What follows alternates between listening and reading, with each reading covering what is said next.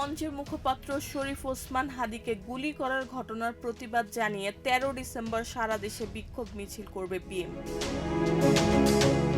12 December বিকালে এ ঘোষণা দেন দলের জ্যেষ্ঠ যুগ্ম মহাসচিব রুহুল কবির রিজভী। তিনি বলেন, ত্রয়োদশ জাতীয় সংসদ নির্বাচনের প্রাক্কালে বিএনপি নেতাকর্মীর উপর গুপ্ত হামলা বাড়ছে।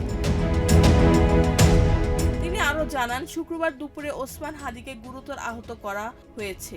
তিনি বর্তমানে মৃত্যুর সঙ্গে পাঞ্জা লড়ছেন। এই হামলাও নির্বাচনের শান্তিপূর্ণ পরিবেশ নষ্ট করার নীল নকশার অংশ।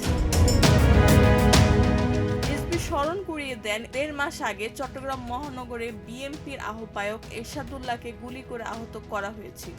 তিনি আরও জানান, দেশের বিভিন্ন অঞ্চলে বিএনপি ও বিরোধী দলের নেতাদের উপর হামলা বাড়ছে। হামলার সঙ্গে জড়িতদের চিহ্নিত করে দৃষ্টান্তমূলক শাস্তির দাবিতে বিএনপির এই কর্মসূচি দিচ্ছে।